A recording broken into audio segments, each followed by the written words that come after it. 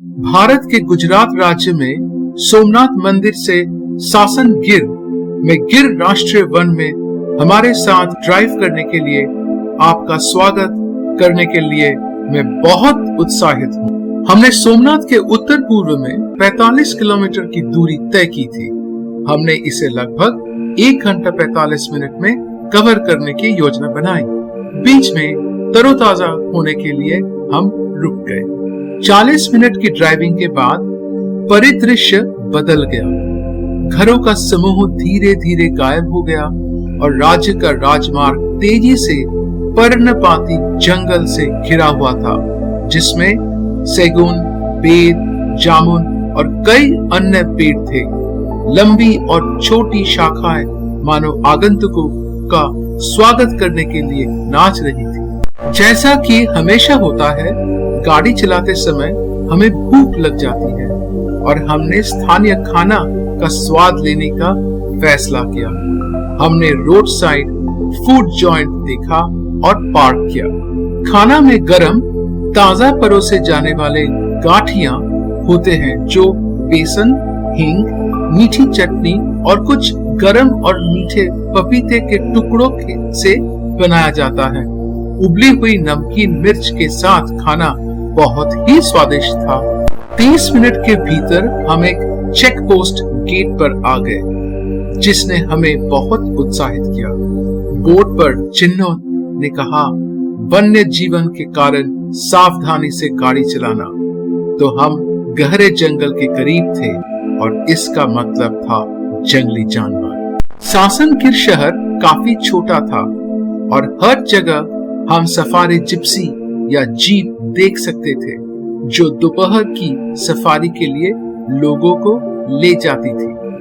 अगले दिन हमारी सफारी बहुत ही सवेरे था। अगले 2 घंटों में हमने एक होटल में चेक इन किया, जो रात की अच्छी नींद देने के लिए पर्याप्त आरामदायक था। रात के खाने के लिए हमने एक नॉन वेज डिश ऑर्डर की, जो चिकन फ्राई ग्रेवी थी, जिसमें गोलाकार भारतीय गेहूं की रोटी या फुल्का और एक मूल सलाद था। खाना वाकई अच्छा और पेट भरने लायक था। अगले दिन हम में घबराहट उत्तेजना स्पष्ट थी, क्योंकि हम गिर वन द्वार की ओर बढ़ रहे थे। यहाँ से हमने सफारी शुरू की थी। जैसे ही हम टिकट बुकिंग केंद्र के पास पहुंचे, हमने देखा कि सुबह की सफारी तैयार हो रही है। अंगतकों को लेने के लिए खुली जिप्सियों की श्रृंखला खड़ी की गई थी। यदि अग्रिम ऑनलाइन बुकिंग की जाती है तो यह बहुत मददगार होगा। आधिकारिक प्रक्रिया की प्रतीक्षा को छोड़ने में काफी समय की बचत होगी। काफी भीड़ पहले ही बन चुकी थी।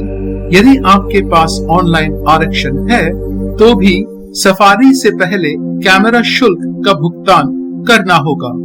ऑनलाइन शामिल नहीं होना काफी अजीब है। एक बार टिकट खरीदने के बाद हमें जिप्सी की व्यवस्था करने के लिए लगभग 20 मिनट या उससे अधिक इंतजार करना पड़ा। ड्राइवर के साथ एक सफारी गाइड भी सौंपा गया था। हम अपनी जिप्सी के आने का इंतजार कर रहे थे और देख रहे थे एक के बाद एक उत्साहित आगंतुकों के साथ जिप्सियों को बाहर निकलते। आखिर में हमारा इंतजार खत्म हुआ। हमें एक जिप्सी और सफारी गाइड मिली। हम कूद पड़े और सफारी के लिए तैयार हो गए। जिप्सी ने सुबह के ट्रैफिक में अपना रास्ता बनाया। 10 मिनट के भीतर हम मानव बस्तियों को छोड़कर वन क्षेत्र में प्रवेश कर गए।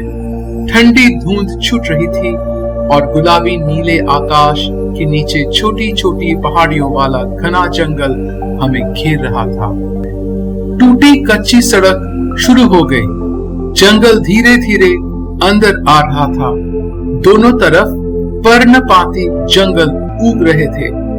हल्की गुलाबी उबड़ खाबड़ सड़क जंगल से होकर गुजरती थी। सूरज टहनियों से लुका छिपी खेल रहा था। अधिक विकसित शाखाओं वाले प्राकृतिक रूप से उगाया गए पेड़ क्षेत्र में फैले हुए थे। हम थोड़ी देर के लिए दूसरे गेट पर रुके, जहां जिप्सी ने यात्री का विवरण दिया। हमारी पहली मुलाकात चित्तीदार मृग के झुंड से हुई थी। वे ठीक जिप्सी के सामने आए और फिर छलांग लगा दी। कुछ युवा पुरुष शानदार और फुर्तीले और पहरेदार जोड़े जो जंगल का जीवन सीख रहे थे, काफी सतर्क और लगातार थोड़ी सी आवाज पर अपना सिर घुमाते रहे। वे जिप्सी में प्राणियों के साथ काफी सहज थे। जंगल थोड़ा घना हो गया और अचानक हमने एक सांबर पूर्ण विकसित नर देखा और काफी करीब था। इसने शायद ही हम पर कोई ध्यान दिया और जैसे जैसे हम ऊपर चढ़ रहे थे हमारे बगल से चल रहा था। धूल भरी सड़क ने बाईं ओर ले लिया और चारों ओर के पेड़ जिप्सियों के पहियों की धूल से रंगे थे। रुके हुए पानी मिले जहां पेड़ की जड़ें प्राकृतिक मौत के कारण डूब गई। कुछ स्थानों पर सड़क और जल स्तर एक दूसरे से मिले। पशुओं के पानी के लिए अच्छी जगह थी। धूल भरी सड़क नीचे उतर गई और पानी से ढकी हुई पूरी तरह से टूट गई थी। हमें मोरनी के झुंड रोक लिया। लगभग 5 या 6 भोजन के निवाले की तलाश में व्यस्त थे और हमने प्रतीक्षा की। हमें एक पानी का छेद मिला। ड्राइवर को धीमा करने के लिए कहा। उत्सुकता से सोचा कि हम जानवरों को देख सकते हैं। जानवरों के पीने के लिए अच्छी जगह है। 1 मिनट के भीतर हमने दूसरा छोटा पानी का छेद देखा जिसमें एक युवा नर सांबर घुमावदार सींगों के साथ था और एक बछड़ा पीने के लिए अपना सिर डुबो रहा था। कुछ ही दूर 2 जंगली सुअर उनके विशिष्ट घुमावदार कुत्ते के दांत या मुंह से बाहर निकलने वाले दांत के साथ, बहुत मांसल और मजबूत।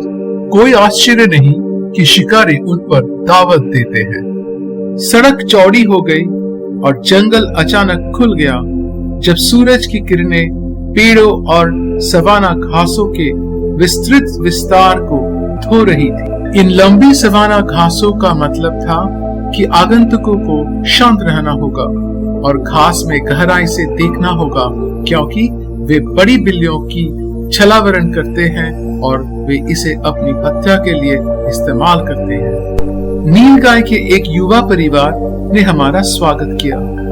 इसे बोविडे या नीलगाय के नाम से भी जाना जाता है। एक पेड़ के पीछे कुछ ही दूरी पर एक बहुत छोटा बछड़ा हमें समझने की कोशिश कर रहा था। 2 फीट दूर एक मादा नीलगाय बहुत करीब आ गई। उसकी खूबसूरत चमत्कार काली आंखें जैसे जैसे हम आगे बढ़ रहे थे गिर की कहानी बताने की कोशिश कर रही थी। एक अनोखे पेड़ ने हमारी नजर पकड़ी और हम रुक गए। इसे सफेद भूत कहा जाता है। आप जो पेड़ देख रहे हो वह एक गोंद का पेड़ है। यह अपनी शाखाओं को चारों ओर फैलाया हुआ था और सगुन के पेड़ों से घिरा हुआ था। चालक ने बताया कि सफेद रंग के कारण पेड़ को रात में देखा जा सकता है।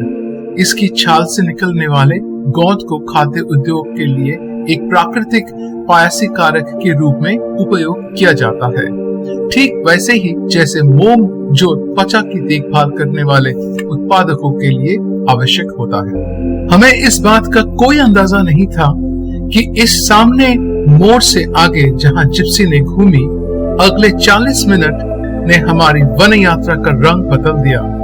हमारे प्रयास से कहीं अधिक वापसी हमें मिला। उन्हें रुकी हुई सांस के साथ आप देखें। हम अंत में जंगल के राजा गिर के एशियाई शेर को देखते हैं। बाजू में मुड़ के सो रहा था। हमारे सामने एक शेर का परिवार था। एक शेर का शावक हमें देख रहा था। अपना सिर आगे की टांगों पर टिकाकर जमीन पर टिका हुआ था। हम एक विशाल एशियाई नर शेर उसकी पीठ पर लुढ़कता हुआ और मध्य सुबह की धूप में तपता हुआ देखा।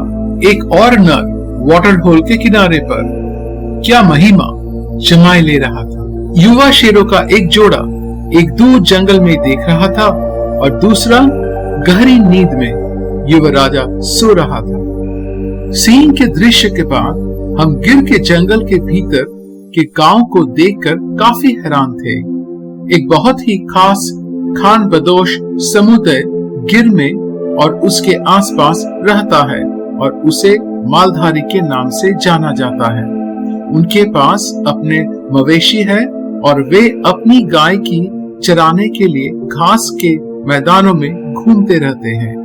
वे गिर के जंगल के दूध वाले हैं। पुराने दिनों में वे जूनागढ़ रियासत में राजाओं और रानियों को दूध की आपूर्ति करते थे, जो उत्तर में लगभग 52 किलोमीटर दूर है। सदियों तक मालधारी ने गिर के जंगल में वन्य जीवन के साथ रहने का साहस किया। जंगल के बीच में सभी सफारी जिप्सी आगंतुकों के लिए एक छोटे से बायो ब्रेक के लिए यहाँ आए थे। हम फिर चल पड़े। हमारे लिए और अधिक वन्य जीवन आश्चर्य जारी रहा। एक सूनापन महसूस हुई। हमने एक मृत भैंस की खोपड़ी देखी, जिसे शायद एक शिकारी ने मार दिया था। बहुत जल्द हमें जंगल के 3 सबसे मायावी जीवों की झलक देखने को मिली। अचानक हमने इसे एक पेड़ के ऊपर देखा। जैसे ही हम रुके, जानवर ने शाखाओं से नीचे उतर आया, एक पूर्ण विकसित तेंदुआ। जब आप पहली बार एक शिकारी को देखते हो, आपको इसका एहसास नहीं होता है। मेरे सामने रखे जूम लेंस ने इसे कैद कर लिया। हम जो देख रहे थे उसको समझने में कुछ सेकंड लगे।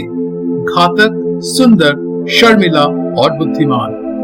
पक्का पैर का पकड़, लंबा शरीर, छोटे पैर और चौड़ा सिर। विशिष्ट कोट टोनी या हल्का पीला, काले धब्बे और रोसेट्स भरे थे। बिल्ली शानदार थी। एक वयस्क भारतीय नेवला, एक बहुत ही दुर्लभ सफेद। वह बहुत तेजी से आगे बढ़ रहा था और 1 या 2 सेकंड के लिए रुक गया, पीछे मुड़कर देखा और चला गया। अंधेरे पेड़ों के भीतर हमने एक अत्यंत दुर्लभ पक्षी, एक वयस्क एशियाई पैराडाइज फ्लाई कैचर को पकड़ लिया।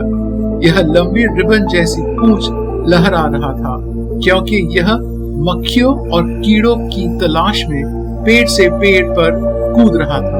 आप एक बहुत ही हल्के पैरों वाला और एक बेचैन ओरिएंटल मैगपाई रॉबिन देख रहे हैं। हम एक छोटे से तालाब के पार आए और इस सफेद गले वाले किंगफिशर को देखा। क्या आप अनुमान लगा सकते हो कि यह कौन है? पेड़ के भीतर दरारें देखे और आप उसमें बैठे एक छोटे से चित्तीदार उल्लू को देख सकते हो। हम अंत में गिर के जंगल के अपने जंगल ड्राइव को समाप्त किया। वन्य जीवन का अति उत्कृष्ट प्रदर्शन। हमने सफारी पकड़ने के लिए अपना नाश्ता छोड़ दिया था, इसलिए सुबह के मध्य तक हम ऊब चुके थे।